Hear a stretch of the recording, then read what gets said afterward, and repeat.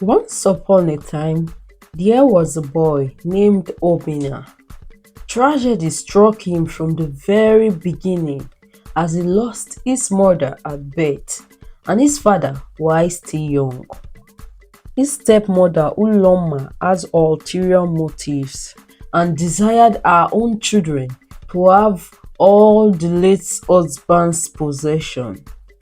In her devious plan, Uloma poisoned her own daughter, then falsely accused Obina. Despite Obina's desperate attempt to prove his innocence, his words fell on deaf ears as he lacked any evidence to support his claim. The villagers, pointing fingers without empathy, believed that Obina, being the only son, was selfish and unwilling to share the family's wealth with his stepsisters. As punishment, Obina was severely flogged in the village square and banished from the community. He became an outcast despite all and left to live at the outskirts of the village. Loneliness consumed him.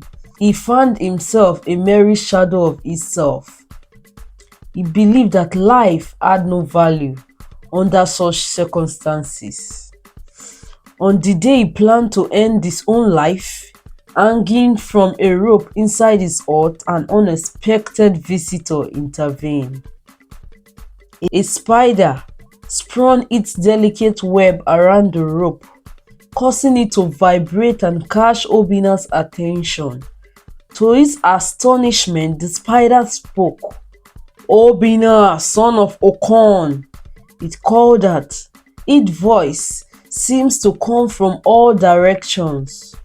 Yet, no matter how diligently Obina searched, he could not locate the source of the voice. The spider questions Obina's decision to take his own life. But instead of feeling gratitude for the intervention, Obina's anger increased. He wanted nothing more than to be released from his misery, blaming the cruel world for his misfortunes and the false accusation that haunted him. Tears streamed down Obina's face as he poured out his heart to the invisible spider.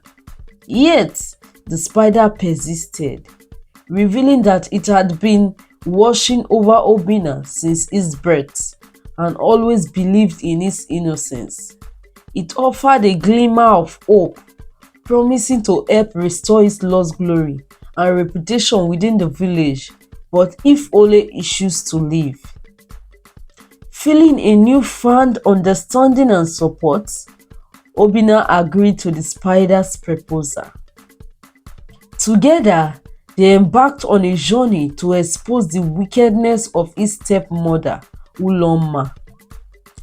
Chief Okonkwo, who had married Uloma following her first husband's death, suffered multiple misfortunes after their union.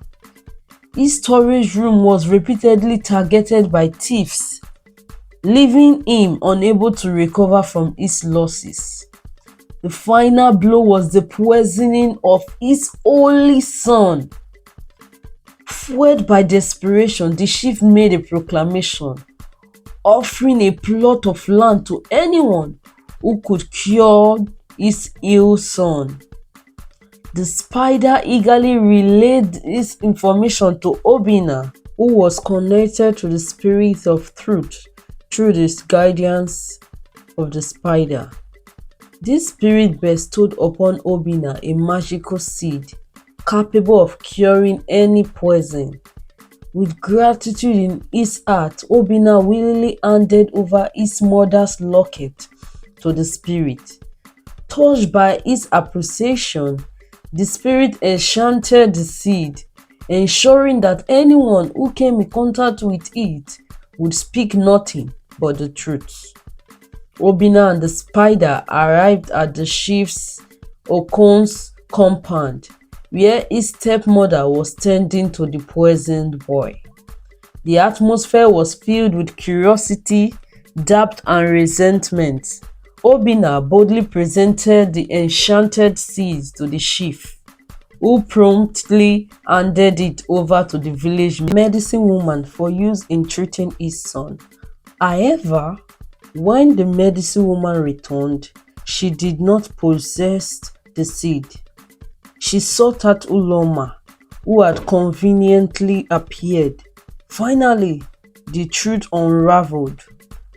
Uloma had stolen the seed and concealed it underneath her bed. It was she who had poisoned her own daughter and stepson, driven by a deep hatred for everyone around her and an unsatisfied desire for Chief Okonkwo's inheritance. Through the power of the enchanted seed, Uloma was compelled to admit her sins before the entire village. Obina's name was finally cleared, and not only did he reclaim his father's inheritance, but the chief also adopted him as his own son. Additionally, Obina received a promised plot of land for his efforts. The villagers marveled at Obina's story, spreading it from generation to generation as a tale of courage in the face of fear.